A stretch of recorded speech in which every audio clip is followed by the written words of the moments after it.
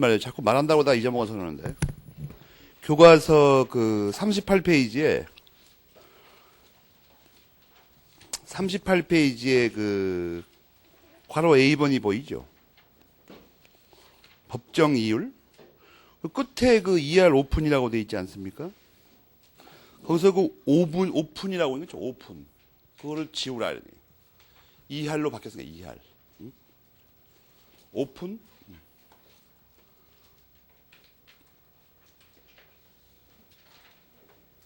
이게 어떻게 된 사건이냐면 스토리가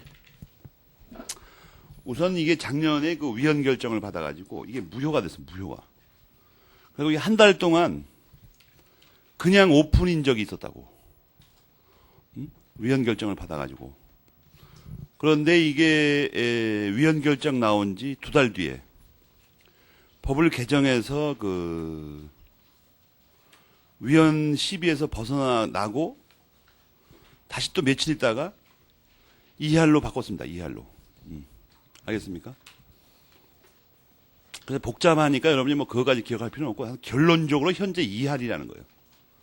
알겠어요? 결론적으로. 그러니까 그리고 이제 복습 자료도 그게 이할 오픈으로 됐는데 5분을 지우고 오픈을 복습 자료에 그게 뭐 둘째 날인가 준 거 있을 거라고. 그 이할 오픈을 이할로 바꾸라니. 대통령령이 개정돼 있으니까. 그러니까 이게 위헌 결정을 받고 사문화된 그 효력이 없어진 게 아니고 바로 뭐 하여튼 2달이 안 됐어요. 바로 국회에서 개정을 해가지고 문구를 6장같이 집어넣어버렸습니다. 사할의 범위 내에서. 그래서 포괄 위임 금지의 원칙에서 벗어나고 그리고 얼마 있다가 대통령령으로 이할 오픈해서 좀 높다고 그래가지고 이할로 내려놨다. 응? 알겠습니까? 그냥 그거 오픈만 지우면 돼요. 오픈만. 이할이다. 이할. 그래서 그것을 먼저 고치고 이제 이행지체를 우리가 볼 건데 이행지체. 이행지체의 요건은 채무불이행의 일반적인 성립 요건의 요건과 똑같아요. 그 중에 어떤 부분을 이제 특히 강조해서 배우는 것 뿐이죠. 이행지체의 요건을 보면, 거기 처음에 나오는 건 의입니다. 이행기에 있고, 또한 그 이행이 가능함에도 불구하고, 여기서 이제 이것을 다 뜯어서 맞춰봐야 되는데, 이행기에 있고가 매우 중요합니다. 이행지체는 이행기가 도래하지 않으면 발생하지 않아요, 절대. 알겠습니까?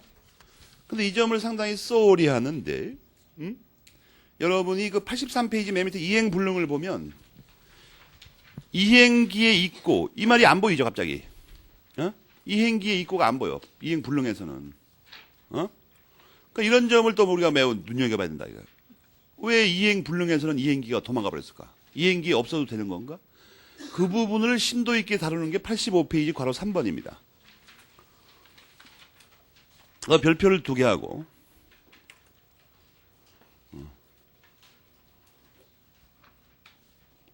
거기 잘 읽어보세요. 이행불능은 이행기 전에라도 발생할 수 있다고 써있죠. 이 점이 결정적인 차이점입니다. 첫째, 85페이지 괄호 3번을 읽어보면 별표를 2개 하고 이행지체와의 차이점 이렇게 쓰세요. 옆에 그 빈칸에다가.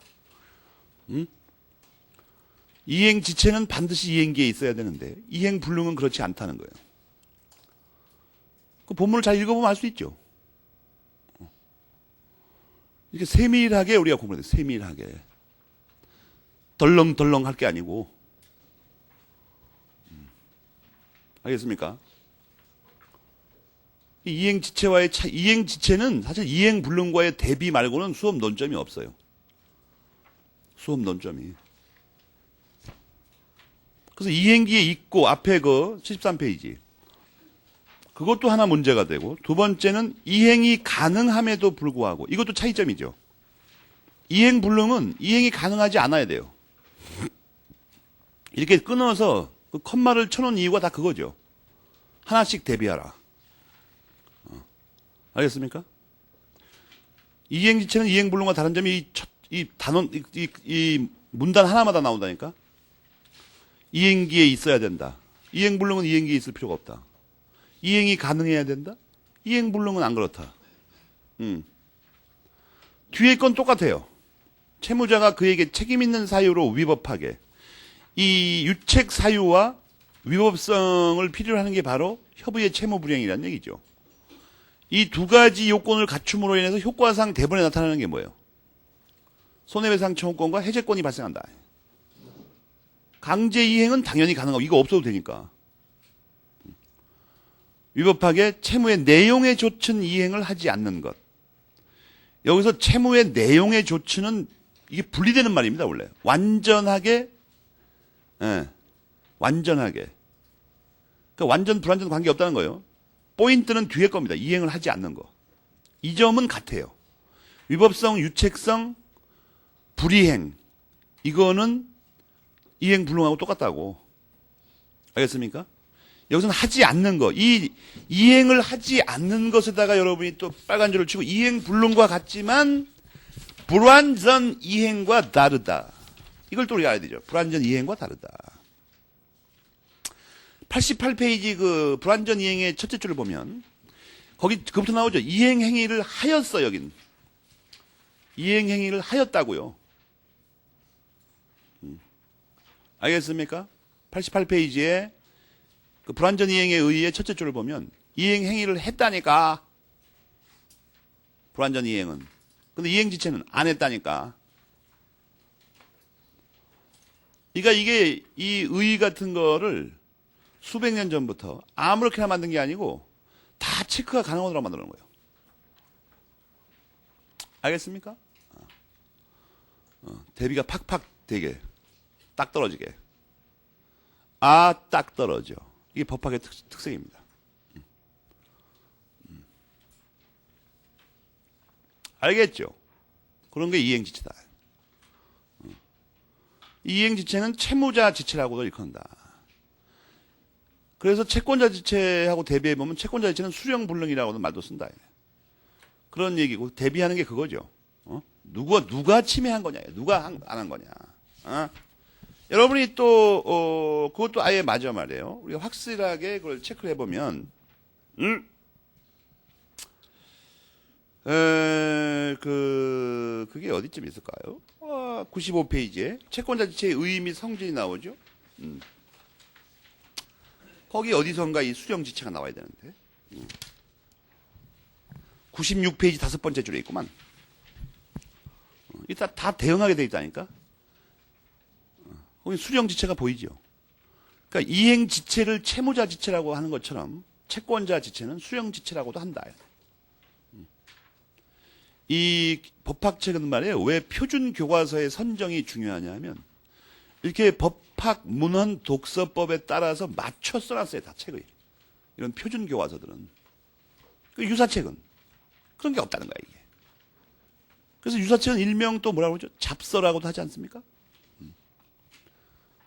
고시 공부하는 자기 인생을 걸어놓은 고시 공부를 하는데 우리가 잡서를 볼 수는 없죠. 우리가 제대로 된 책을 봐야지. 그렇지 않습니까? 내 말이 좀 지나친가? 지나쳐도 할 수 없어요. 진실이니까.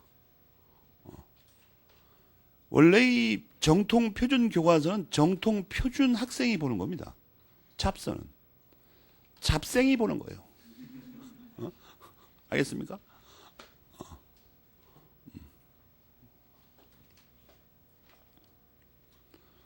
원래 그 안 되는 일을 하려면 그 이상한 말이 많죠. 그걸 합리화시켜야 되니까 막 괴상한 말을 만들어서 한다고 자꾸 이상하게. 그게 복잡하게 살 필요 없어요 그냥. 그러니까 원래 그냥 정통을 보면 되지 처음부터. 뭐 이렇게 별 괴상한 논리를 제공하면서 뭐 자기 행동을 이상하게 짜맞출 필요가 없는 거죠. 사람이 인생을 사는데 바빠 죽겠네 지금. 그거 이상하더라고 내가 아무리 생각해도.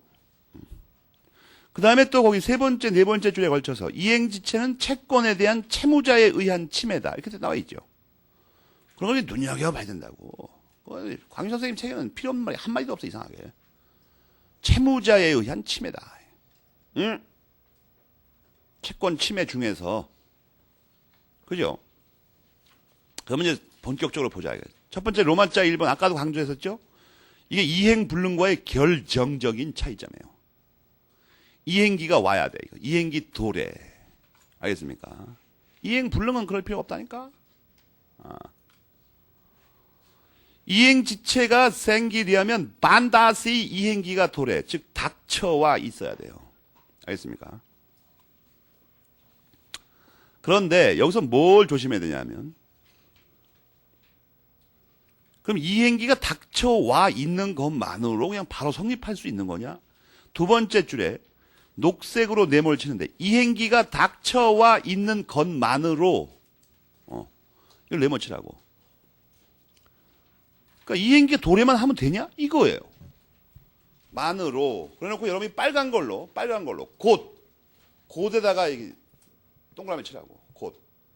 이 법학에서 이 곧, 이런 거 중요성을 모르니까 책을 거지같이 읽고 앉았다. 응? 곧.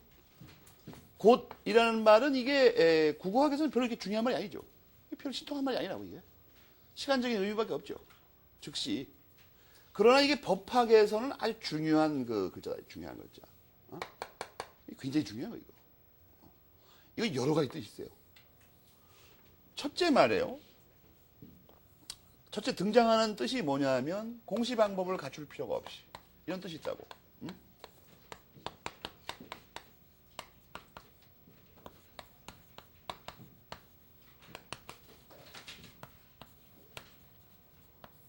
이런 뜻이 있어요. 두 번째 또 나오는 게 뭐냐면 최고가 필요 없이, 이런 말도 있다고. 알겠습니까? 응?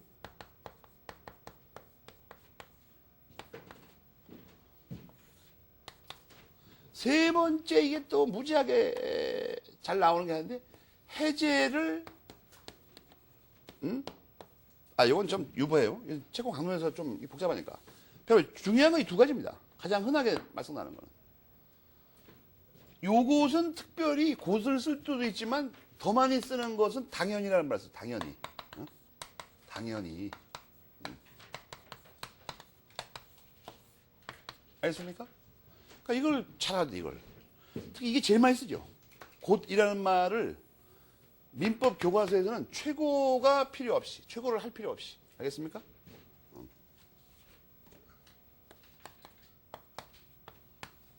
필요 없이. 이걸 알아야 돼. 곧. 곧이라는 말을 모르면 이게 공부 안 된다고, 이게. 곧. 여러분은 앞으로 이걸 수십 군데서 보게 돼. 총론 안에서만. 딴 데는 더 많고. 곧. 우선 곧이 나오면은 가장 흔한 걸로 이걸 먼저 떠올려야 됩니다. 곧. 이걸 거꾸로도 적용됩니다. 답안지 같은 걸 쓰는데 만약에 곧이라는 단어를 아무 의미도 없이 쓰게 되면 큰일 나요. 큰일 난다고. 그러면 못 쓰게 돼 있어요. 왜냐하면 이런 중요한 의미를 내포하고 있기 때문에, 법학에서는. 알겠습니까? 그러니까 뭐 자기 생각나는 대로 그냥 습관적으로 이걸 잘못 쓰면 큰일 난다니까? 이걸 괴상한 뜻을 갖게 돼가지고 문장 전체가 틀려져 버린다고. 여러분들이 그거 아는가 모르겠는데, 자기 집안에 그런 양반이 있으면 그걸 익숙해진다, 어릴 때부터. 그러니까 이게 법조인의 그 자식들이 유리한 점이 바로 그겁니다. 책을 똑바로 읽을 수 있다는 거야. 왜냐면 어릴 때부터 그 자기 부친이 또는 엄마가 법조인이면 바늘로 찔러도 피 한 방 안 나올 정도로 정확하게 얘기합니다. 평소에. 이게 왜냐하면 연수원 다닐 때까지는 몰라도 그 이후에는 이게 단어 하나를 잘못 써버리면 왕창 망하는 수가 잘못하면 망하는 수가 있다고. 수억 원 물어줘가지고. 그래서 항상 그걸 조심해 쓰죠. 근데 꼬마가 어릴 때부터 그 조심해 쓰는 말에 익숙해지니까 유리하죠. 생각을 그렇게 해버리니까. 근데 그렇지 않은 사람이 답답한 지경에 빠진다. 답답한 지경에. 알겠습니까? 물론 이제 법조인 집의 자식이더라도 부모하고는 거의 얘기해 본 적이 없다. 그리고 뭐 10대의 거의 대부분의 생활을 가출로 보냈다. 뭐 이러면 아무 소용 없는 거야, 이거.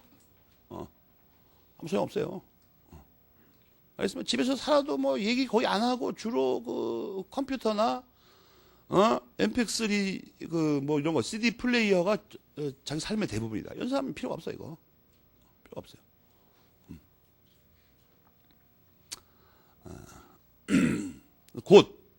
곧 이걸 잘 알아야 돼요. 알겠습니까? 곧 최고가 필요 없다. 여기서는 이제 최고가 필요 없다죠, 주로. 그래서 그걸 알아도 곧 이꼬로 최고가 필요 없이, 최고를 할 필요 없이. 세 번째 주에 또한 일정한 경우에는 그러니까 이게 번호를 매겨야 되죠. 이행기가 닥쳐와 있는 것만으로 이게 1번이고 또 다른 예외가 2번이 뭐냐 하면 기한의 이익을 잃게 되는 경우가 있어. 그래서 잃게에다가 빨간 줄 치고 두 가지입니다. 두 가지. 잃는 거에는 두 가지 방법이 있어. 두 가지 방법. 두 가지 방법 그러면 뻔한 거예요. 뭐가 두 가지가 있거나 이러면 이게 뭐가 있으면 그저 처음에 무심결에 여러분은 총칙에서부터 훈련받은 대로 뭔가 잘 모르겠지만 뭔가 이게 법률행위하고 법률의 규정이 있을 것 같은데 이런 느낌이 들어야 된다고. 알겠습니까? 그래서 기한의 이익을 잃는 거 있죠. 두 가지가 있어요. 기한의 이익을 법률행위에서 잃는 경우가 기한의 이익의 폭입니다. 법률의 규정에서 잃는 게 법정 사유. 기한의 이익의 상실이라는 거야 바로. 알겠습니까? 두 가지 있다. 앞으로 배운다고 이제. 그 잘 모를 때는 말이에요. 법률 행위에 의한 거, 법률의 규정에 의한 거. 이거 떠올리면 돼. 인생을 피곤하게 살 필요 없이. 알겠습니까? 그래서 그걸 알아두고 이런 경우에는 언제부터 지체가 생기느냐가 문제가 된다. 문제가 된다. 그럼 지체에선 두 가지가 논점이라고 밝혀주고 있죠. 곽인 선생님이. 첫째 이 곧이라는 단어가 보이는 거 보니까 곧. 역시 이건 최고가 필요하냐. 이게 문제가 됩니다. 이게 최고. 그 다음에 기한의 이익을 잃는 거 있죠. 두 가지 있다고. 기한의 이익의 포기, 상실. 이게 특별히 이걸 포함해서 가장 중요한 문제가 이거예요. 최고가 필요하냐. 곧 지체가 되냐? 곧 안 되고 뭐 해야 되냐? 최고. 그래가지고 이 독서법이라는 게 여기서 딱 논점을 밝히고 있잖아, 곽인 선생님이. 곧. 이걸 읽을 줄 몰라서 그럴 뿐이지. 그래서 괄호 1번부터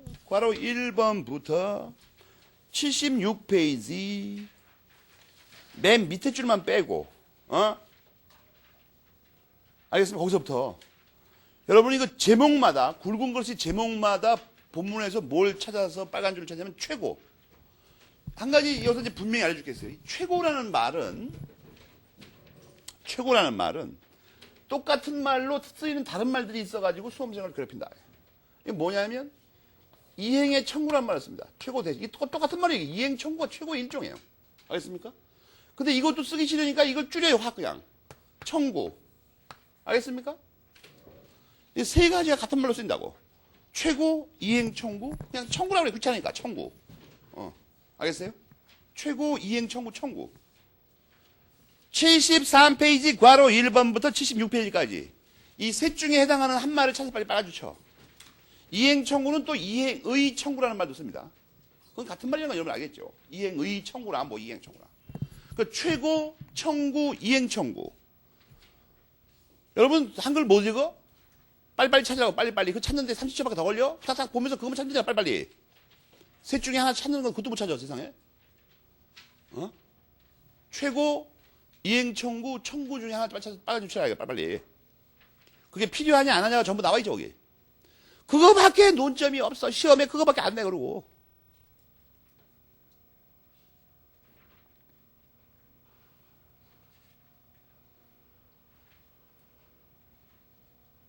왜 이렇게 오래 걸릴까요? 한글은 알지만 그동안 책을 안 읽어가지고 거의 한글 처음에 배울 때하고 다른 수준이 아니라는 거예요 이거.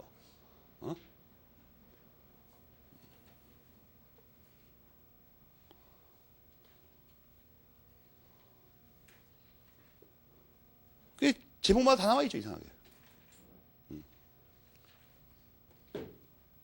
최고 청구 이행 청구를 찾으라고. 이행 청구는 청구에 포함되니까 그냥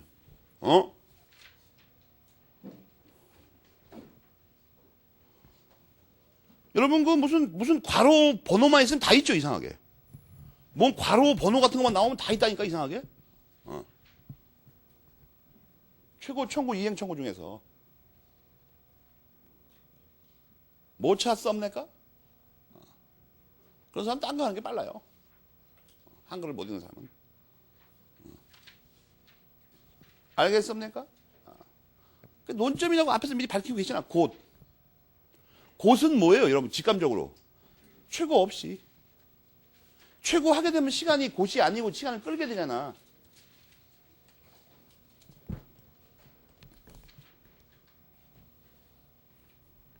알겠습니까? 무슨 하여튼 괄호 번호만 있으면 다 나와. 그게 알파벳이든지 무슨 번호든 간에. 그것만이 논점이니까. 어.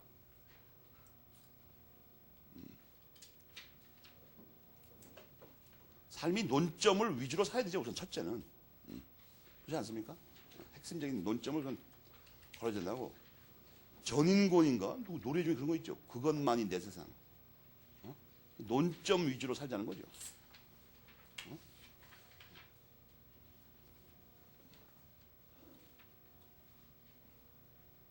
최고 청구 다 찾았습니까? 만약에 괄호 번호가 있는데 거기 하나라도 못 찾은 데 있으면 잘못 찾은 거지.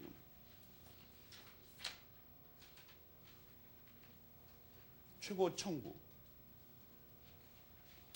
괄호 번호가 있는데 안 나왔으면 잘못 찾은 거라니까 지금.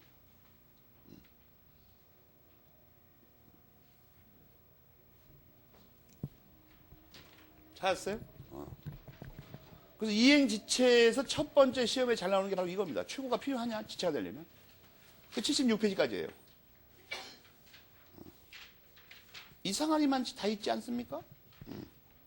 이상하리 많지. 그걸 찾아보고. 그러면 말이에요. 한 가지 조심할 게 있는데. 최고 여부를 여러분이 거기서 스스로 찾을 수가 있고, 다른 건 볼 필요도 없어. 볼 필요도 없어. 볼 필요도 없다니까? 그것만이 논점이니까. 근데 이제 기한의 이익을 상실한 거 있죠. 76페이지에. 기한의 이익을 상실한 거. 기한의 이익의 상실이 나오는데, 기한의 이익의 포기도 있다고 하잖아요. 포기. 포기. 153조? 153조야? 이게 뭐야? 포기가 있죠.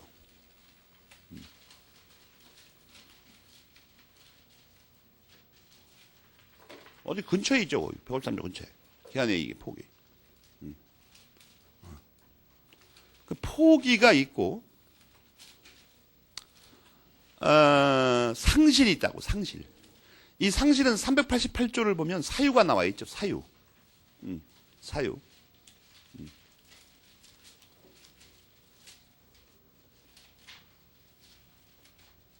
사유. 그래갖고, 원래는 말이에요. 원래는 사유가 있으면 뭘 체크하라고 그랬어요. 하는 경우와 받는 경우가 다 포함된 이게 문점이라고 그랬죠. 사유. 어떤 사유가 이렇게 쭉 나오면. 그런데 여기 있는 경우는 이게 사실 상태라고 보여져가지고, 그것과는 별 상관없이 다 포함한다. 근데 여기 보면은 388조를 보면, 우선, 손감멸죄가 나와 있어. 손감멸죄. 그죠?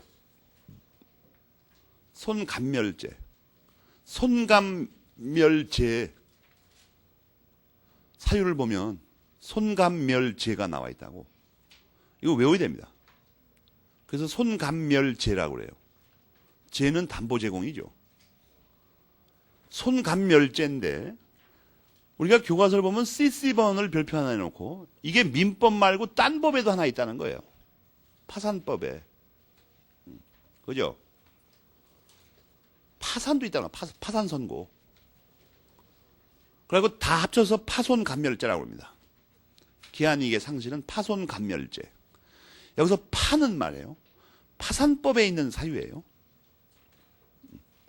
그래갖고 뭐 흔히 여러분이 다 알고 있는 거지만 객관식 시험 문제 중에는 정말 정 떨어지는 문제가 하나 있어요. 뭐냐면 그 말을 이상하게 꼬아놔가지고 다음 중 민법상의 기한이익 상실 사유라고 볼 수 없는 것은 이렇게 써놓는다고? 그러니까 파손감멸죄가 다 5개 줬다. 파손감멸죄 이렇게 써놔. 그러니까 이걸 정신없이 읽고 앉아있으면 이상한데 이게 다 이게 기한이익 상실 사유인데. 그러나 여기서 핵심은 이거예요. 민법상의. 알겠습니까? 그러니까 파산은 아니라는 거예요. 답이. 민법상의 사유가 아니니까 파산은. 파산법상의 사유니까. 이런 추잡한 문제가 있다는 거예요. 야바오 같은 문제죠, 이거. 사람 속이는. 만약에 이걸 빼버리고 다음 중 기한이익 상실 사유는 또는 상실 사유가 아니에요. 이거 그러면 들어갑니다. 파산은. 들어가. 그냥 문제를 이렇게 내놨으면. 근데 이걸 써놨으면 파산이 빠진다는 거야. 파산 빠져. 민법에 써 있는 게 아니니까. 무슨 말인지 모르는 사람. 이거 무슨 말인지 모르는 사람 다른 거가 빨라요. 괜히 시험 본다고 설치 필요 없어. 일단 요걸 하나 주의하라는 거예요. 요거. 그 다음에 말이에요. 76페이지 그 괄호 B번이 있죠. 괄호 B번. 그럼 별표를 5개 놔야 돼. 왜 그러냐 하면 이런 사유들이 있으면 파손 감멸죄가 있으면 기한이 오는 거냐 그럼? 아니라는 거예요. 아니에요.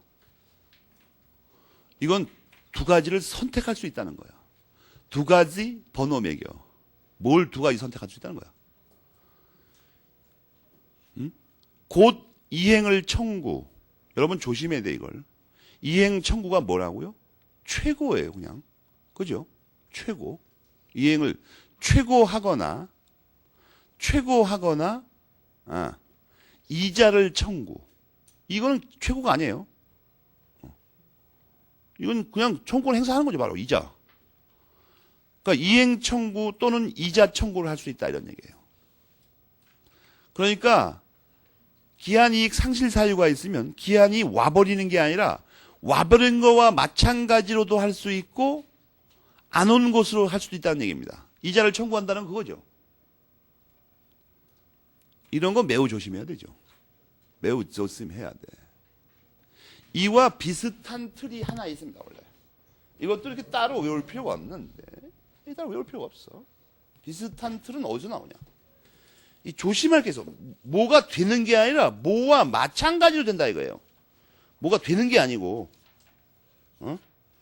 그런 거, 그 선택적인 거고 또 이 뭔가 이 문제가 있는 거 있죠. 그런 거를 우리가 잘 봐야 된다. 그런 거를. 총칙 284페이지에 감마번 있죠. 감마번. 거기에 마찬가지의 법률 효과를 봤습니다. 이런 말 있죠. 그거는 유권 대리가 되는 게 아니고 유권 대리와 마찬가지로 되는 거예요. 그냥.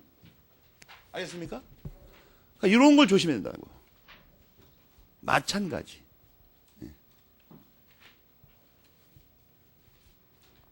그러니까 정확하게 그게 아니고 그것과 마찬가지로 처리한다 이런 얘기입니다.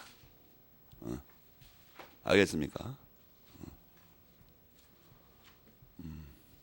그걸 좀 기억을 해두시자.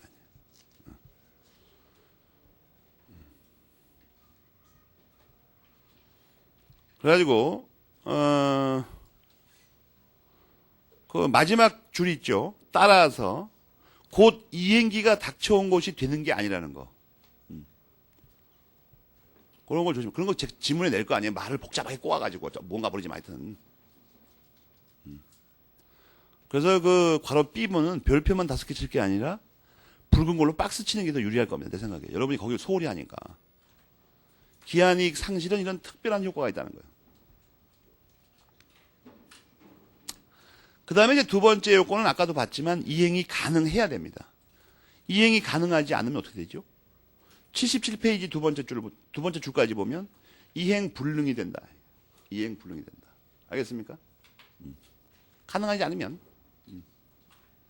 그런데 여기서 이렇게 일도 양단적으로 가능하면 지체, 불가능하면 불능. 이렇게 되면 얼마나 좋겠어요? 이렇게 되면 얼마나 좋겠냐고, 세상살이가. 그런데 이게 이제 뭐가 문제가 되냐면 가능하다가 안 가능해지면 어떻게 하는 거야?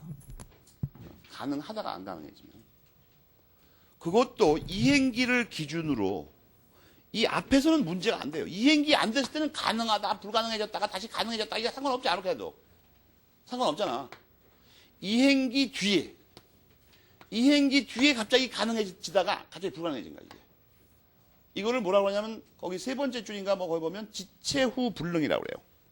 응? 지체 후 불능. 응? 거기 보면은 세 번째, 네 번째 줄에 걸친 말이 그거죠. 것인가? 이런 거. 세 번째, 네 번째 줄에 나오고 녹색으로 네모쳐요. 이거를 지체 후 불능이라고. 그럼 다섯 번째 줄에 나오죠. 이행 지체 후의 이행 불능. 이거 사람 죽이는 거야, 이거. 이행 지체 후의 이행 불능. 이 돌아버리네, 그 사람 이거. 그 제목이에요. 이행 지체 후의 이행 불능. 그래갖고 이거는 별표를 10개 해야 돼. 이걸 왜 10개 쓰는 거예요? 이게 여러분 생각에 77페이지 첫째 문단에서 대충 끝날 것 같지 않습니까? 이 중요하다 한들 집까짓게 거기서 대충 넘어가지 않을까? 이게 성대잖아. 아니야. 이 채권 총론이 이 얇은 교과서에 이게 6, 7군데 나와 있어, 같이. 이게 합치면 양이 엄청나요. 우선 여러분이 80페이지 맨 밑에 괄호 5번을 보면 80페이지 맨 밑에 괄호 5번 거기 나와 있죠. 지체 후 불능. 우선 그거를 앞에다 이제 인용 페이지를 적어. 지체 후 불능이 무지하게 속썩이는구나 이거. 알겠습니까? 그럼 거기서만 나오냐? 그랬으면 또 얼마나 좋겠어요 우리가. 83페이지 괄호 4번에 또 나와. 83페이지 괄호 4번에. 알겠습니까? 그럼 여기서 끝나냐? 아니에요. 이게 애절한 그 사연이 있기 때문에 자꾸만 나와 이거. 86페이지는 첫째 문단이 다야. 86페이지. 그 많은 문장이 다 그거라고. 첫째 문단이. 알겠습니까? 중요한 건 여기입니다, 사실. 그러나 이게 딴 데 또 나와, 자꾸. 근데 우리가 당장 여기서 알아야 될 게 이 네 군데라고. 지체후불능. 이게 계속 나와요, 원래도. 무지하게 자주. 여러 군데 걸친 논점이 있어, 이게. 지체후불능. 이 지체후불능을 배우고자 하는 게 지체와 불능을 배우는 최종 목표예요, 사실은. 이행지체하고 이행불능을 왜 배우냐면 이 지체후불능을 알려고. 지체후불능. 그러니까 어떤 여러분 친구한테 민법이 친구가 공부를 열심히 하고 있는 걸 알아보려면 이행지체에 대해서 물어보거나 이행불능에 대해서 물어볼 필요 없어. 지체후불능에 대해서 물어보면 된다. 양쪽을 정확하게 이해하고 있지 않으면 모르는 거야, 이거. 지체후불능. 이 양쪽이 겹쳐가지고 지금. 채무불이행을 아는가를 체크하려면 이 두 가지를 물어보면 돼요. 지체후불능하고 지체후불능. 397조를 물어보면 되는데 397조는 지난번에 배웠죠. 금전 채권의 채무불이행에 있어 특징이 있죠. 이 두 가지를 물어봅니다, 주로. 그래서 채무불이행에서 시험 문제가 어렵게 나오면 이 두 가지 중에 한 가지 걸린 거죠. 무지하게 어려워, 이거. 그러면 지체후, 하나는 배웠으니까 지체후불능을 여길 보면 되는 게 아니고 86페이지를 우리가 봤나? 86페이지. 첫째 문단. 그 사건을 알려면. 이건 이제 소위 그 지체후불능은 392조라고 그래가지고 사람 죽이는 거야, 이거. 392조. 이런 거 정확히 모르는데 케이스 푼다는 건 난센수에 들어갑니다, 이거.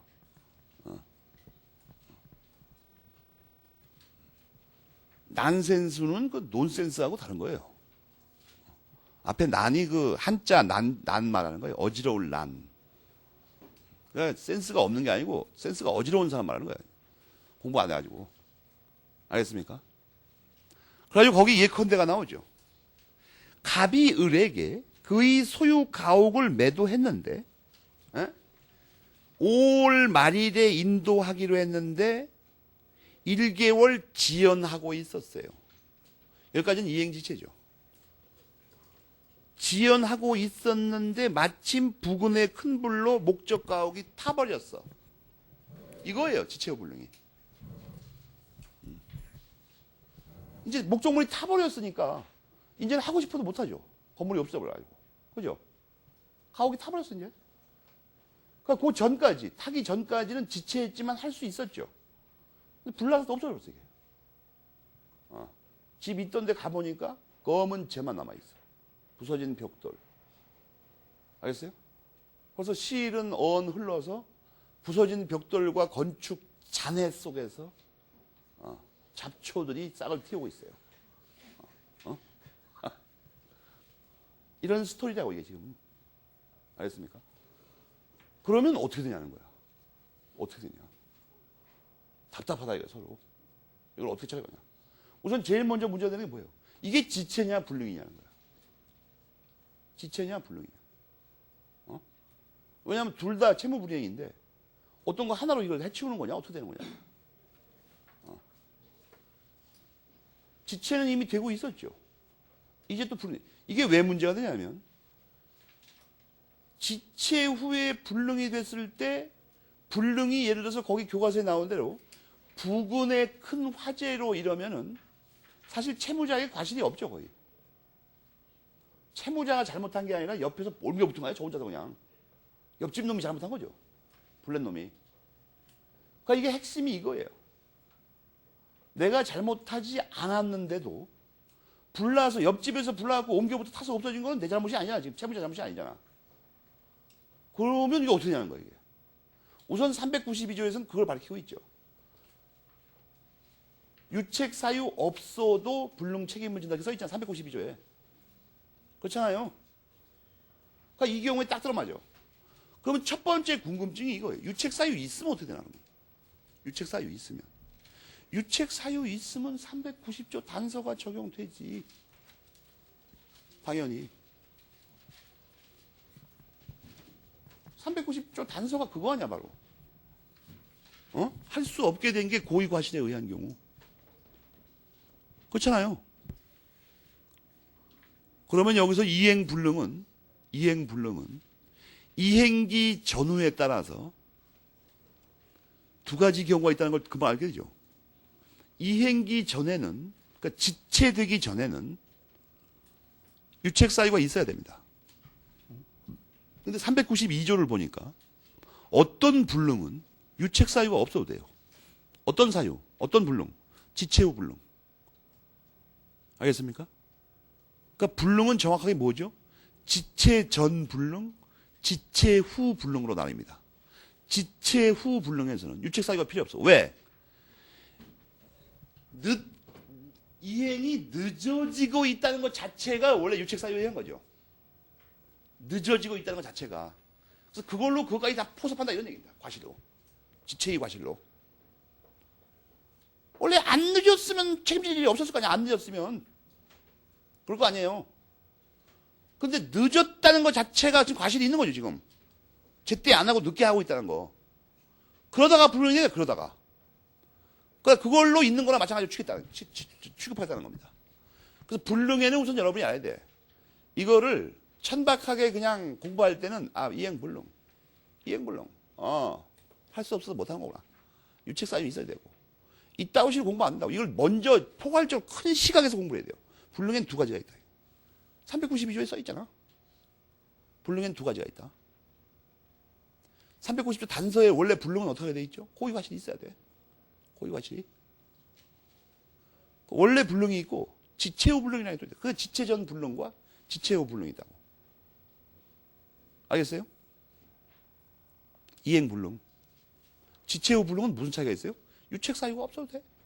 유책 사유가 없어도 된다고. 그래도 거기 뭐라고 써 있어요? 똑같이 책임져. 채무불이행 책임을 진다고. 근데 또 392조에서는 단서도 문제가 돼. 원래 했더라도 어쩔 수 없었을 경우에는 책임 아니다 이렇게 써 있죠. 392조 단서에. 392조가 여러분이 생각하는 것보다 엄청 중요하다는 느낌이 팍팍 들지 않습니까, 지금? 왠지 392조 모르면 시험에 떨어질 것 같지 않아요? 진짜로 떨어져요. 케이스 문제, 이행불능 문제 되면 이렇게 학교에서 시험 보든 사법시험을 보든 별 차이는 없는데, 수준에. 보통 저걸 몰라하고 시험 떨어지는 거야, 보통. 불능이 한 개라고 생각하는 거야, 갑자기. 불능이 두 개예요, 민법에. 지체 전 불능, 지체 후 불능.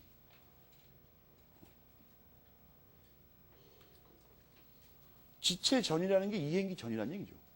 이행기 도래하지 않으면 지체가 안 돼. 절대로 안 되니까. 그럴 거 아니야.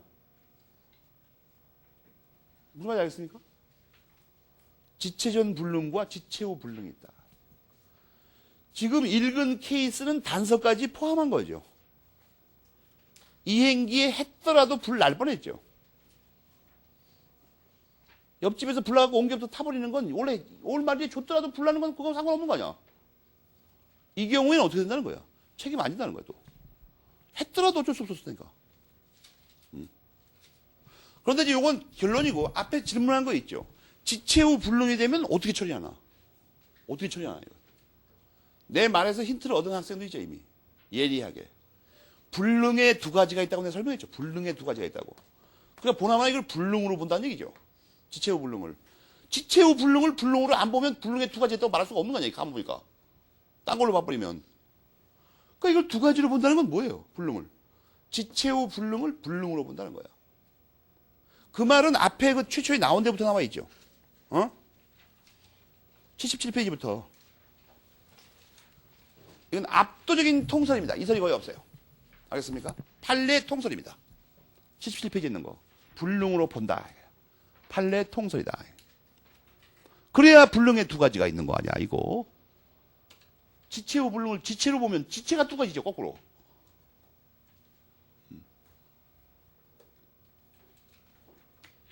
그럴 거 아니에요. 지체 후 불능. 우리가 사실 기본적인 채무불이행 유형 네 가지를 배우는 이유는 이걸 설명하려고 하는 겁니다. 이걸 설명하려고, 사실은. 알겠습니까? 이거 엄청나게 중요한 거야, 이거.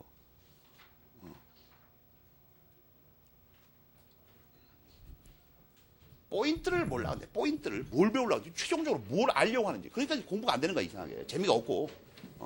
사람이 그렇지, 어떤 뭐, 야, 요거를 지금 공부하는데, 요게 그 다음 단계에 뭐를 우리가 정확히 알려고 한다. 이러면 사람이 집중이 되죠. 자꾸 이게 방향 제시가 되면서. 무대표로 책을 읽고 앉았으면. 이게 뭐 중요한 거야. 이 시험에 나오는 거야? 안 나오는 거야, 이거? 뭐 때문에 공부하는 거야? 지체 후 불능이 가장 중요한 내용이다. 응? 알겠습니까? 보통 이렇게 한자 복잡한 거 있죠. 일단 중요한 거야, 이거. 짜증나는 거.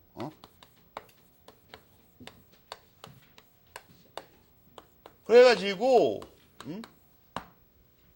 이걸 해결하는데, 이거 잘 봐봐. 이행기가 있으면, 이행기하고 변제기는 똑같은 말이라는 걸 여러분 알겠죠? 여기까지는 문제가 안 생기는데, 기한이익 상실 사실만 없으면. 요거 딱 넘어갔는데 안 하면, 지체가 됩니다. 근데 갑자기 이 시점 어디에선가 이게 불능이 돼버렸어. 불나서 없어져버렸어. 여기 지체 중이죠, 지체 중. 이 얘기 넘어갔으니까. 이행 안 하고 있으니까. 지체 중인데, 갑자기 여기서 불능이 떡 터진 거야. 불나서 없어지거나 지진으로 없어지거나 뭐 그런 거야. 그러면, 지체 후 불능을 불능으로 본다는 말 때문에 조심해야 돼. 학생 중에는 이걸 또 과격하게 해석을 해요. 자기 멋대로. 지체 후 불능이라는 게 뭐냐면, 지체 후에 불능은 불능으로 보니까 여기서부터 여기까지를 다 불능으로 본다는 얘기구나. 그건 아니에요. 지체 후 불능 이것에 대해서만 말하는 거예요, 지금. 그럼 이 앞에 거 지체는? 그건 지체예요, 그냥. 그러니까 효과는 어떻게 됩니까? 지체 플러스 불능이 돼요. 알겠습니까? 지체 플러스 불능이 된다고.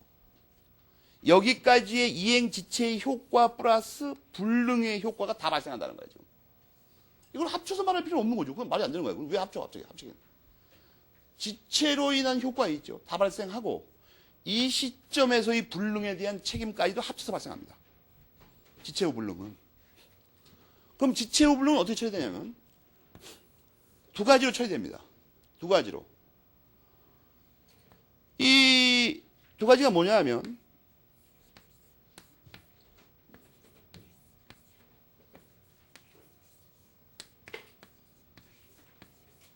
이렇게 된다고. 이렇게 돼. 물론 여기는 390조는 당연히 포함됩니다. 왜냐하면 지체라는 게 390조를 근거로 하는 거죠. 특별히 요거에 지체가 써 있으니까 이걸 정하는 거지 390조가 정이 안 된다는 거 아니에요. 그리고 요건 뭐예요? 유책 사유 있는 불능. 그죠?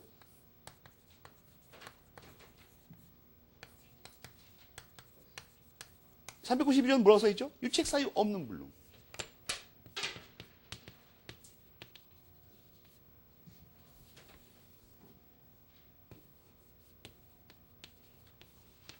이렇게 처리한다는 거예요. 알겠어요?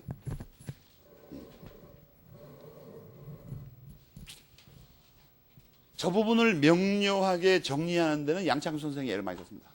주에서에서 민법 주에서 보통 저렇게 알고 있어도 저렇게 명료하게 잘 가르지 않는데 저를 아주 세밀하게 분해했어요. 판례를 거의 교과서에 인용되지 않는 판례들을 다 검토해가지고 통설과 마찬가지라는 것까지 밝혀냈습니다. 왜냐하면 그냥 읽어가지고는 이게 지체후불능에 관한 거지 뭐 잘 모르겠는 판례들이 있어요. 이걸 아주 세밀하게 분해했다고. 진짜 컴마 하나를 막 둘로 쪼개가지고 그런 부분에는 양창 선생이 발군의 재주가 갖고 있죠. 책을 읽는데 정말로 이걸 정밀하게 뜯어 읽었습니다. 남의 글을 읽을 때 남의 글이래야 뭐 곽윤 선생님 책밖에 그렇게 안 해요.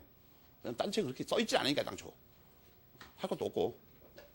곽윤 선생님 책에 어떤 부분이 있죠? 좀 약간 까리한 거 이런 부분을 굉장히 예리하게 읽습니다. 김영배 선생하고 양창 선생하고 특기죠, 특기. 완전히 뜯어 밝힌다 이거야. 여러분이 지금이라서 그런 거고 옛날에 뭐 형법에는 선생님 중에서 그 성대의 김종원 선생님이 계셨어요. 그분은 정말 놀라운 양반입니다. 보통 사람 발견하지 못하는 거 있죠. 용어 하나를 수십 가지로 뜯어 밝혀서 분해를 합니다. 그리고 정확하게 해석해요. 그분의 그 저서 중에 그 형법 강론이 있었어요, 원래. 그거는 천하의 명제예요. 그건 국어학적으로 검토 대상인 책입니다, 그건. 우리 국어 발전에도 기여가 있다고, 그건. 한국어로 쓴 문장을, 한글로 쓴 문장을 그렇게 정밀하게 분석할 수 있다는 것을 밝혀준 거예요, 이게. 여러분은 불행한 사람들입니다, 내가 볼 때. 김종원 선생의 형법 강론이 있는지 없는지도 모른다, 이게. 찾을 수도 없고, 어디 가서. 그게 아마 굉장히 큰 도서관 아니면 없을걸? 왜냐하면 그 조금만 학교 도서관에는 다 훔쳐가 버렸어, 학생들이. 통째로 그냥. 그 책이 귀하니까. 그런 걸 못 읽는다는 건 비극적인 겁니다. 또 신동훈 선생님의 그건 좀 팔지 않는 책입니다. 근데. 형사정책학회에서 형법 입법자 의사록이 나왔어요. 신동훈 선생님이 다 속기록을 다 번역한 겁니다. 형법 조문마다 이거 왜 이렇게 만들었으며 어떤 사례를 염두에 두고 이렇게 규정했나 이거 다 적어놨다고. 그런 책을 봐버리면 말이 달통해버려 그냥. 조문을 왜 이렇게 만들었는지 알게 되니까 복잡하게 해석할 것도 없이. 그런데 뭐 그런 책을 구할 수가 없다 여러분은. 있는지도 모르니까. 그러니까 법학 공부를 시작하면 수험이든지 모시딩이든지 하여튼 학생이 학교에 가서 도서관에 뻔질나게 들락거리면서 뭐 이렇게 유용한 게 없을까 찾아보고 이래야 되는데 요즘 학생들은 시험 공부를 하자. 그럼 고시반에 가서 선배한테 물어보자. 왜 이렇게 사는 거야 인생을? 물어보려면 선생한테 가서 물어봐야 될 거 아니야. 그리고 자기가 찾아봐야 될 거 아니야. 도서관은 뭐 하려고 있는 거야? 폼으로 있는 거야 이거? 여러분 등록금이나 이런 데 다 포함되어 있죠. 사용 안 한다 이거 이상하게. 겉돌아 이상하게. 외곽지대에서.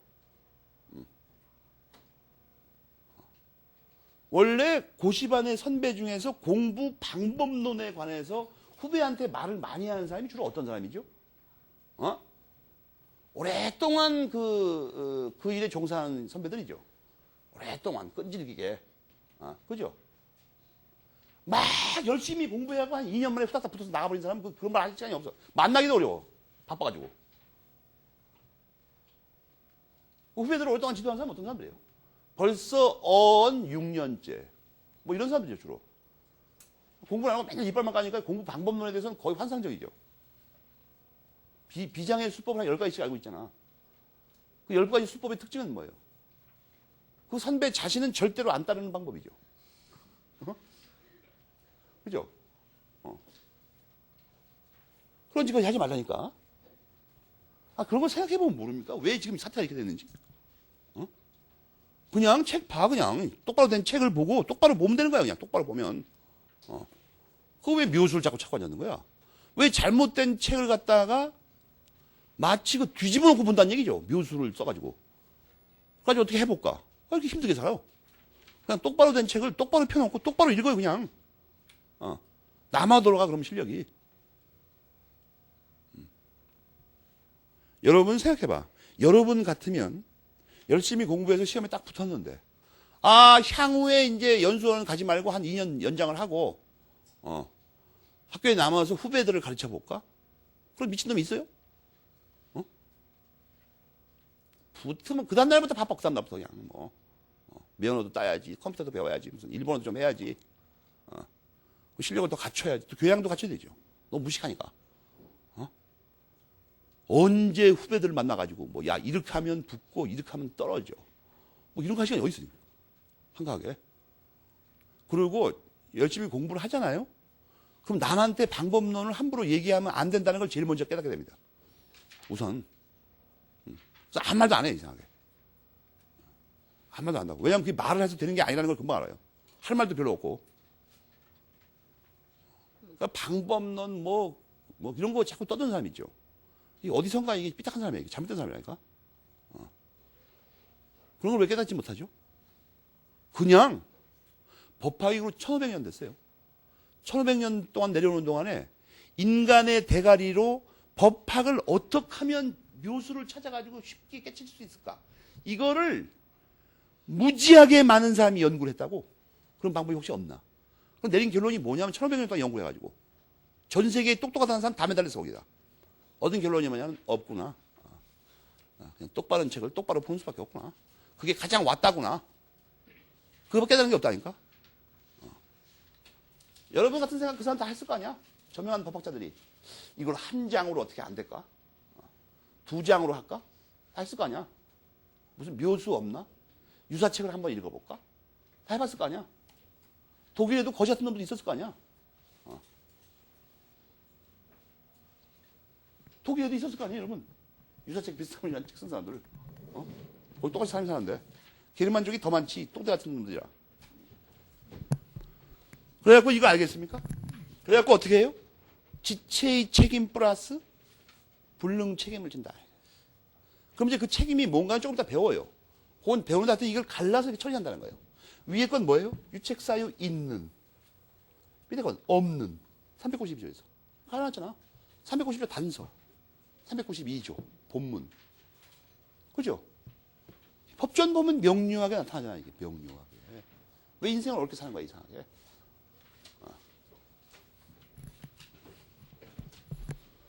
거기 또 하나의 예가 있죠? 하나는 집이고 하나는 뭐예요? 배야, 배. 집 불타는 거고 밑에는 얘가 뭐죠? 배 가라앉는 거야. 86페이지. 그 쉬워요. 이렇게 강의를 들으면 이게 정통 강의를 들으면 이 별게 아니구만, 이거. 여러분, 그리고 이거 봐. 이건 말장난 아닌데. 지체 후 불능을 불능으로 본다는 말 속에는 지체 후 불능이 그럼 지체의 종료 사유죠. 지체 후 불능을 지체로 보면 어떻게 돼요? 지체 아직 안 끝난 거냐, 여러분. 근데 지체 후 어느 시점에 불능을 불능으로 본다는 것 말에는 여기서 지체가 끝난다는 말도 포함하고 있죠. 지체가 끝나고 불능이 시작되는 거 아니야, 이제. 그러니까 그 앞에 말은 당연한 말이죠. 어디 갔어, 그거? 83페이지 괄호 4번. 그 말 속에 내포되어 있는 말 아니야, 그게. 한번 생각해보니까. 너무나 당연한 말이야, 그건. 83페이지 괄호 4번은.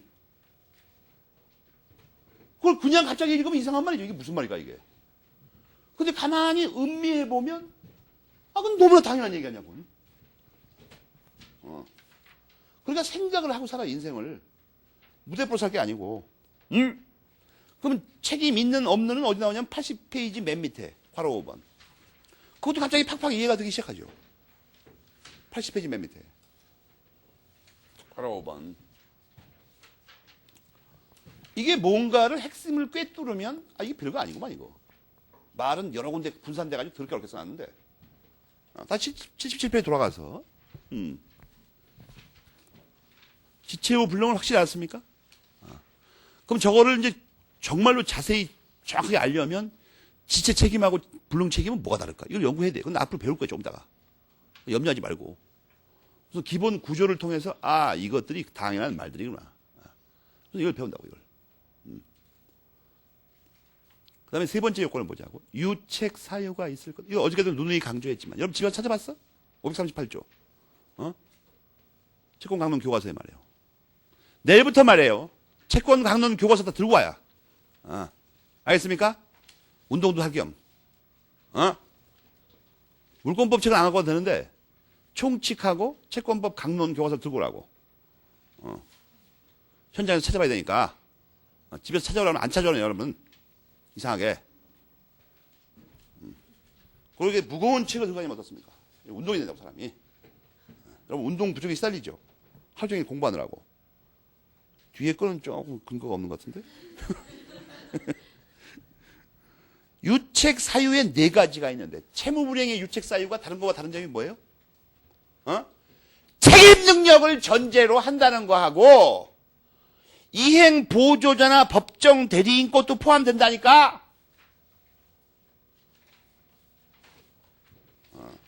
어저께 그렇게 소리 지었잖아, 그렇게. 책임 능력을 전제로 하고, 이행 보조자나 법정 등은 391조에 써 있으니까, 그걸 합쳐서 본다는 거야. 거기 그것만 써 있잖아, 그것만. 근데 첫째 문단에는 그걸 써 있는 게 아니라 문제가 되는 걸 써놨죠. 뭐냐 하면, 이게 유책 사유가 필요하다는 게 390조에 안 나온다는 거야, 이거. 근데 학설이 일치해서 인정한다고 그랬죠. 지체에 관해서는 그게 없다고 그랬잖아. 또 하나 문제가 되는 게 397조가 왜 중요하냐 하면 397조에서 금전 채무 불이행은 어떻게 돼요? 유책 사유가 필요 없어. 앞에서 배웠잖아. 유책 사유가 필요 없어. 이게 쉬운 게 아니야, 지금. 지금 이게 여러분 또 머리를 또 명료하게 하기 위해서. 나는 명료하게 하기 위해서인데 여러분이 복잡해지는 수가 있죠. 성질이 안 하면. 유책 사유가 4개야. 4개. 유책 사유. 유책 사유 이 보따리 안에는 말 4개의 보따리가 있어요. 유책 사유 보따리. 알겠습니까? 4개가 있다고. 그리고 이 채무불이행 유책 사유는 이 4개 중에 하나예요. 책임 능력을 바닥에 깔고, 이행 보조자와 법정 대리인 걸 때려 붙인다고 여기다가. 근데 이게 채무불이행 유책 사유인데, 이 이행 지체 유책 사유 뭐 이렇게 많아, 뭐가. 알겠습니까? 그런데 이행 지체, 이행 불능, 불완전 이행, 채권자 지책이 많다고. 근데 이 지체 있죠, 지체. 지체는 이행 지체 중에서 가장 많은 숫자를 차지하는 금전 채무 지체 있죠. 금전 채무는 지체밖에 없다고 그랬죠. 불능이 불가능하다고. 불능엔 그런 게 없어. 근데 여기는 뭐가 문제가 돼요? 이 유책사유가 필요 없다고. 금전 채무 지체는. 금전 채무 지체에는 유책사유 필요 없다고 앞에서 배웠잖아. 무과실 책임이라고. 금전 채무 불이행의 특칙. 불능에는 뭐가 유책사유가 필요 없어요? 그건 조금 전에 배운 거 아니야. 392조 지체 후 불능 말이에요. 392. 여기는 397. 무슨 말인지 알겠습니까? 불완전 이행은 없어. 불완전 이행은 무과실 책임 없다고. 채권 총론에만 없어요. 채권 총론에는 없지만 여기서 설명 안 하면 또 이게 뭐가 짝이 안 맞죠. 이게 다 하나씩 있는데. 불완전 이행만 쓸쓸히. 여러분 그렇죠? 여러분 친구들 다 핸드폰 갖고 있는데 자기만 없다 이거야. 핸드폰 없은 지가 12년. 유치원 때부터 없었어, 자기는. 아주 그 꼬장꼬장하고 대쪽 같은 아버지를 두면 그렇게 되죠. 이게 헐렁한 아버지를 둬야 이 핸드폰도 반년마다 한 번씩 바꿀 거 아니야? 없으면 심심하다 이거예요. 여기 많다고, 불완전히. 그러니까 채권 강론 교과서 갖고 와야 돼. 여러분, 담보 책임은 말이에요. 그 본질이 불완전 이행 책임이에요. 우리 민법상 담보 책임은 과실을 필요로 하지 않아, 이 채무자에. 알겠습니까? 거꾸로 채권자의 과실을 문제 삼으면 이상하게. 그리고 이 불완전 이행에는 이 담보 책임 무과실 책임입니다. 법정 무과실 책임. 알겠어요? 불완전 이행. 담보 책임. 공부를 말이에요. 공부같이 해요. 이것도 옛날에는 강의 안 했던 거예요. 왜냐하면 이걸 뭐 다 듣고 정리 집에서 하다 보면 저절로 알게 되겠지. 이렇게 생각했다고. 그래서 끝난 다음에 내가 물어봤어. 이렇게 되는 거 혹시 아니야? 그건 처음 듣는데요. 얘기 다 했는데 처음 듣는데 이상하게. 뭐 정리가 안 되는 거야, 이상하게. 나만 피곤해, 그냥 계속. 내가 말했죠. 내 강의의 역사는 이게 배신의 역사입니다. 배신의 역사. 다시 한번 정리해줘요. 저게 워낙, 여러분, 조금 머리가 너무나 맑게 되죠. 유책 사유가 네 가지가 있다니까. 다른 거 빼고. 팔 아프니까.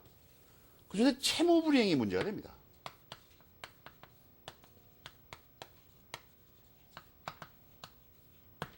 채무불이행에는 채권자 지체는 잠깐 빼고, 채무자에 의한 채무불이행만 따지면 세 개가 있어요. 지체, 이행지체, 이행불능, 불완전 이행. 근데 이 각각마다 유책 사유가 필요 없는 게 있다니까? 지체에는 뭐가 없다고요? 금전 채무의 지체. 무과실 책임입니다. 불능에는 지체 후 불능. 392조에. 지체 후 불능. 불완전 이행에 뭐가 있다고? 담보 책임. 알겠습니까? 유책 사유가 필요 없어. 담보 책임. 응? 채무자의 유책 사유는 필요 없습니다. 거꾸로 채권자의 유책 사유가 문제가 된다니까? 담보 책임에서는. 그래서 세 경우에 다 특칙이 있어요. 세 경우에 다 특칙. 유책 사유에는 네 가지가 있어요.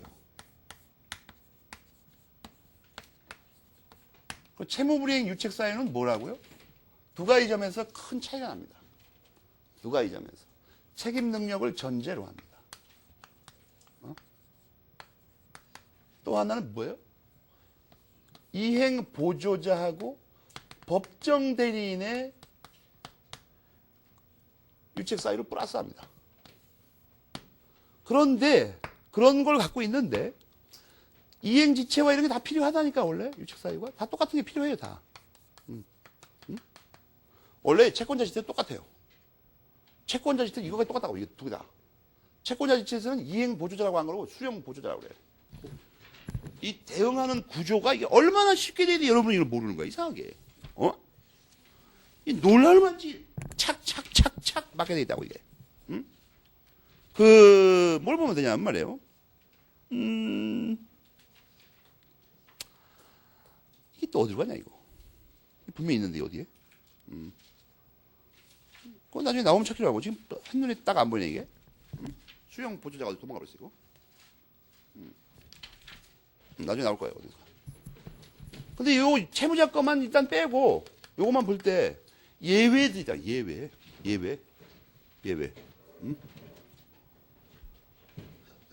예외는 뭐냐 이거예요. 지체는 뭐가 예외야? 금전 채무 지체. 이건 뭐예요? 397. 여기는 뭐예요? 지체 후 불능. 392. 이게 담보 책임.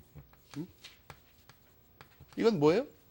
쌍무계에서만 적용되는 유상 쌍무에서만. 570조 이하입니다. 담보 책임. 알겠습니까? 이 구도를 명확하게 유책 사유 네 가지 채무불이행 유책 사유 그 안에서 다 필요해. 그러나 각각 예외가 있어요. 각각. 알겠습니까? 각각 예외가 있다고. 이렇게 대가리가 명료해지지 않습니까? 왠지 그 뭔가 할 것 같은.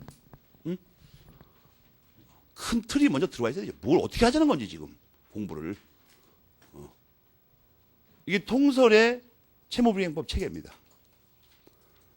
알겠습니까? 그걸 알아두고 유책 사유와 함께 저렇게 큰 틀을 알아두자 이게 우리가. 그 다음에 채무자의 고의 과실. 그 다음 페이지 뭐가 있죠? 법정 대리인 이행 보조자의 고의 과실. 그거 말하는 거 아니야 지금. 그거.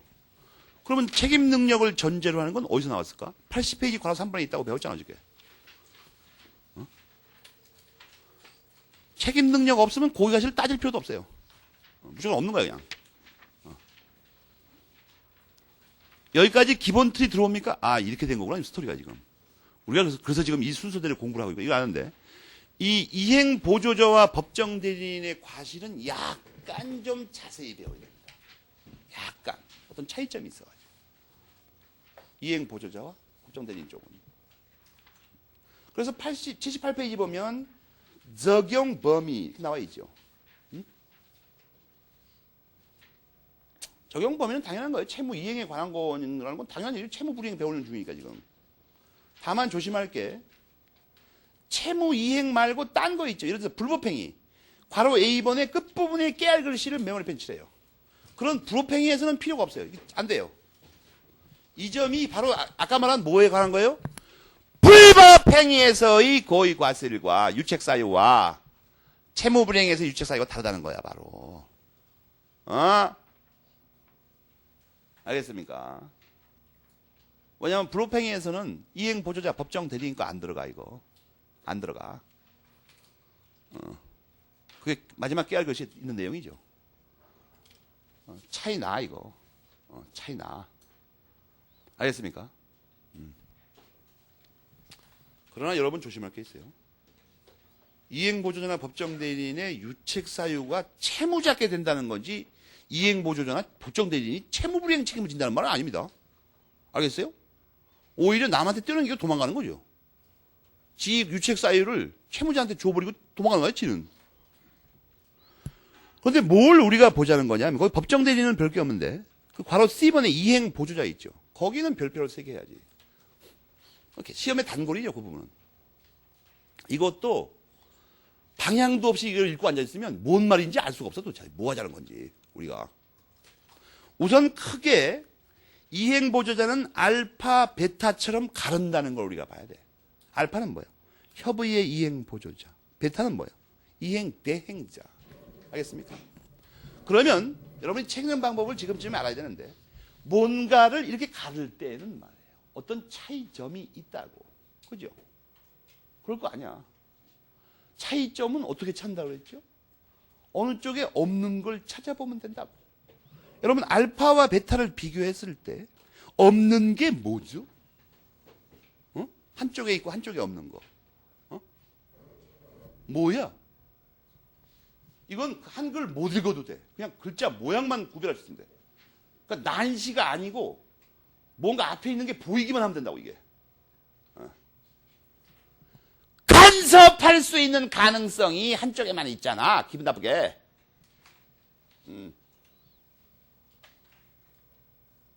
그런 것도 못 찾아, 세상에. 글을 못 읽어도 된다니까. 뭐가 차이 나냐고 선생님이 물어봐서 손을 번쩍 들고 뭐 이렇게 비슷하게 써 있는 게 있는데요. 이게 뭐 어떻게 읽습니까? 이렇게 물어봐도 된다고. 글을 못 읽어도 돼. 이 글자 자체가 한쪽에 안 보여버리니까 아예. 그러니까 법학은 IQ가 높을 필요가 없어요. 눈이 밝으면 돼요. 눈이. 그러니까 뭐 저 사람은 어릴 때 똑똑했다. 그냥 법학을 잘할 게 틀림없다. 임영호 선생은 왜 책을 똑바로 읽냐? 저 사람 틀림없이 머리가 좋을 거다. 그거 아니라니까. 물론 현실적으로 머리도 좋지만 법학하는 게 필요가 없어요. 별로. 머리 좋을 필요가 없어. 알겠어요? 간섭 가능성이 필요하다는 거야. 간섭 가능성 즉 뭐라고 되어 있죠? 선임 지휘 감독 가능성입니다. 선임 지휘 감독 가능성. 지휘 감독 가능성? 이거 어디서 많이 보던 거예요. 민법에는 잘 나오죠. 앞에서 이게 꼭 필요한 게 어디 있었죠? 이야, 나 여러분 나 정말 이해가 안 가, 정말. 글자가 같은 것만 떠올리면 된다는데도, 이야, 정말 지겨워, 이제, 지겨워. 말하는 나도. 보조자가 들어가잖아, 보조자. 점유 보조자. 정말 진절이다, 나도 이제. 점유 보조자가 지휘 명령에 복종하는 관계라고 그랬죠. 그런 거 상식적으로 그냥 혼자 못 깨닫습니까? 보조자 들어가면 하여튼 뭐가 지위가 나오는구만, 보니까. 꼬라지가. 종속성 뭐 이런 거. 아니, 여러분은 근데 내가 말을 하면 왜 듣지 않습니까? 여러분 글자 같은 것만 찾으면 된다니까, 맨날. 나 그거 신기하네, 정말. 왜 그러는지. 뭘 이렇게 법학에 놀라운 이론이 있다고 생각하세요, 여러분? 여러분, 교과서의 첫 장부터 그게 나오죠. 게르만 거를 뺏겼다. 그 말의 뜻이 그거예요. 우리가 뺏긴 게 우리보다 문명이 앞선 안드로메다의 이트들 걸 뺏기거나 이런 게 아니에요. 똥대가리 걸 뺏겼다 이거 지금. 그리고 아무런 깊이 있는 이론이 없어요. 그냥 글자만 보면 안다니까, 그냥. 같으냐, 다르냐.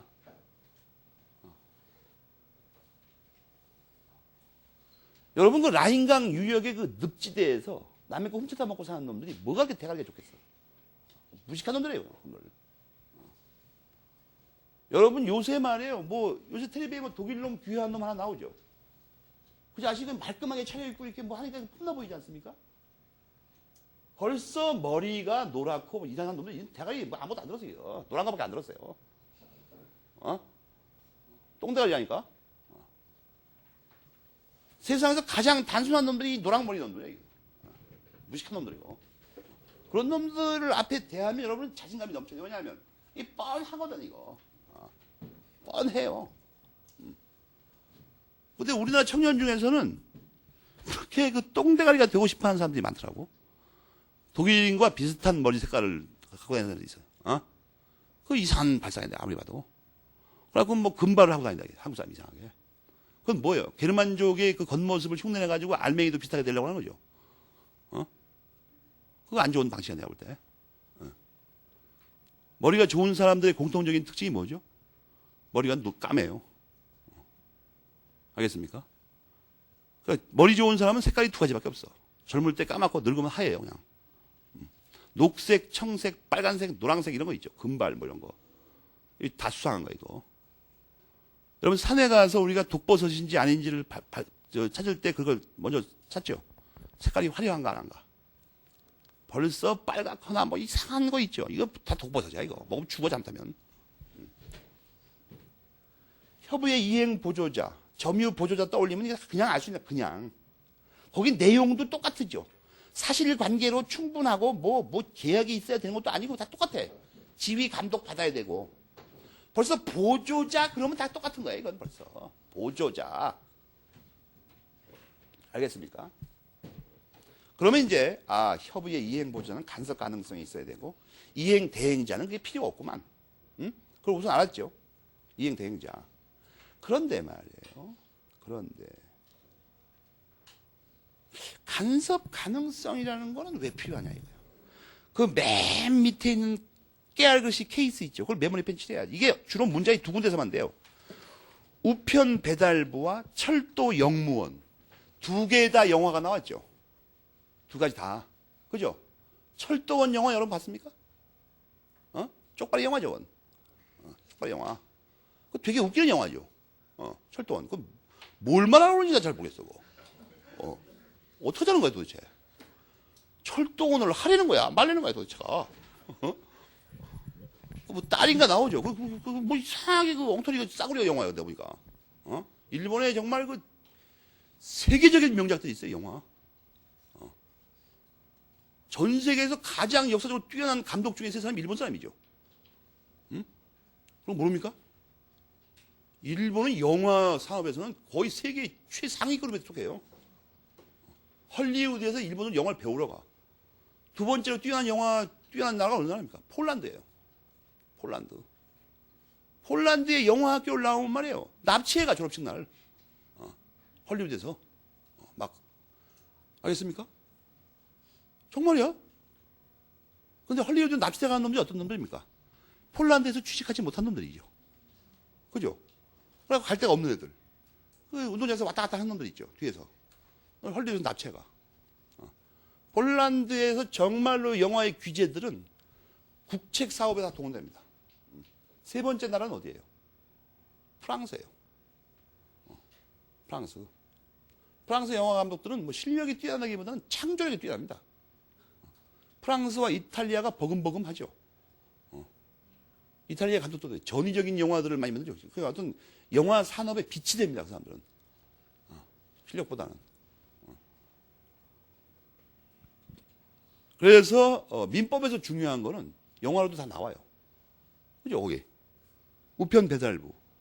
우편 배달부는 우리가 뭘로 알려져 있죠? 종을 2번 울려요. 알겠습니까? 종을. 철도는 성실하게 일하다가 죽었어요, 그냥. 무슨 얘기인지 나 모르겠더라고, 그거. 열심히 살다 죽으라면 공부를 열심히 해라, 뭐 그런 얘기인가, 뭐. 딸을 낳지 말라는 건지, 뭐, 어떻게 되는지. 눈이 오면 안 된다는 건지. 메시지가 전달이 안 돼, 이상하게. 뭐 그 광고문이나 비평문 읽어보니까 뭐 잔잔한 감동을 준다고 그러는데 나는 그걸 보고 느낀 게 뭐냐, 잔잔한 분노가 일어난다, 이거예요. 이상하게. 하여튼 이 우편배달부와 철도 영무원이 있죠. 이게 왜 문제가 되냐면 이건 독일과 다른 건데, 이거 현재 소설이 나와 있죠. 이은영 선생님하고 김영배 선생님은 간섭 가능성이 필요 없대요. 근데 그 두 분이 공통점이 뭐냐면 독일서 공부하고 왔어요. 그리고 이 사정을 지금 모르는 거야. 독일의 우편 배달과 철도 영무원 다 공무원입니다. 우리나라에서도 사실상 공무원이죠. 기능직 공무원들. 독일의 공무원은 여러분 잘 아는 철혈 재상이 있죠. 갑자기 이름이 생각이 안 나고. 독일 놈들은 이상하게 이름이 생각이 안 나. 똥대 같은 놈들이야. 그때 그 프로이센 이래로 독일 공무원 윤리는 아주 확립이 돼 있어요, 지금. 여러분 말이에요. 독일에서는 공무원이 수고했으니까 요구르트 하나 드세요. 안 먹어요. 안 먹는다, 절대로. 예를 들어서, 너무 수고하시냐고 땀을 흘리시네. 제 손수건을 쓰시죠. 그럼 분노합니다, 공무원이. 그리고 뭐, 손수건 그러면 아까우시면 휴지라도 닦으시죠. 그럼 막 핏대내요. 독일 공무원을 깔보냐고. 그러니까 부정부패 철저하게 대응합니다. 우리는 상층부에서 다 떼먹지만, 일단 하여튼 그렇다고. 그러니까 볼펜 한 자로 빌어 쓰잖아요. 자기가 준비해서 나니까 항상 국가 거. 그게 프로이센 이래의 철저한 그 전통입니다. 그러니까 막 우편 배달부 철도 영무원이 있죠. 여러분 그런 얘기 들어봤어요? 막 눈이 몹시 내리는 날 독일 산골짜기에 어떤 우편물이 배달돼야 되는데 통행이 금지됐어요. 이게 위험하니까. 그런데 그 우편 배달부 하나가 그 죽음을 무릅쓰고 전달하고 돌아오는 길에 눈 속에 팜스에 죽어버렸어요. 그 정도라고. 알겠습니까? 그 정도예요. 그러니까 독일에서는 내가 채무를 이행하는데 노트북 배달 채무 이래가지고 우편 배달부나 철도 영무원이 소환물로 붙이는 거 이런 관장하는 사람들 있죠. 이 사람 목숨 걸고 해요. 야, 내가 이걸 제대로 전달 못하면 우리나라 이 민법 거래 질서가 망한다 이거. 내 한 몸 받쳐서 이걸 똑바로 수행해 이렇게 한다고. 그러니까 간섭 가능성이 필요가 없어요. 간섭할 필요도 없어. 원래 본인 생각한 것보다 한 5배는 더 잘해 일을. 시민이 생각한 것보다. 우리나라 우편 배달은 어떻습니까? 신문에 내가 난 거 극소수 예외적인 거겠지만 옛날에 신문 보면 말이에요. 날씨가 너무 더워서 배달 나가기 귀찮으니까 우편물 300통을 갖다가 땅을 파고 묻어버렸어요. 묻어버렸다고? 목숨을 배달하다 죽은 게 아니라 날씨가 너무 더워가지고 땅을 파고 묻어버리고 나무 밑에서 한숨 잤어요. 그러니까 이거 우편 배달을 믿고 채무 이행했다는 게 안 된다고 잘못하면. 채무자 잘못이 하나도 없죠. 그냥 맡긴 거야. 갖다가 맡긴 거야 우체국에다가. 배달이 안 되는 거야 이상. 없어서 돌아왔는지. 아무도 모른대 그러고. 그러니까 우리나라에서는 간섭 가능성이 꼭 필요합니다. 간섭 가능성. 철도 영무원 옛날에 일어난 사건이 또 뭐예요? 그 물건이 없어졌어. 배달이 안 돼. 그래서 경찰에 수사에 나왔어요. 영무원 집에 가 있어 이상하게.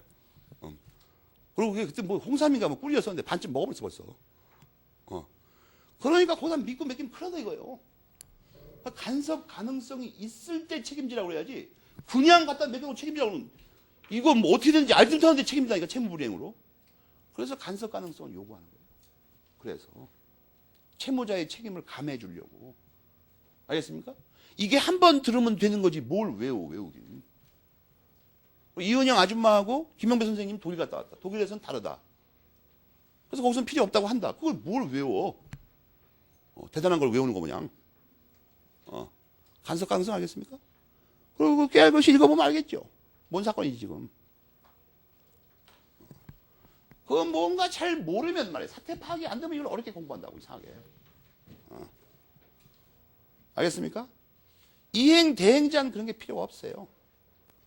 여기까지 개념을 파악했습니까? 중요한 건 그게 아니라 그 삐삐번은 그 근거는 별로 안 중요하고 지금은 법에 정해져 있으니까 CC번이 논점이에요. CC번. 그럼 별표 3개 해야 되죠. 2개 정도가 2개. 별표 2개. 알겠습니까? 잠깐 쉬었다 하기로 합시다.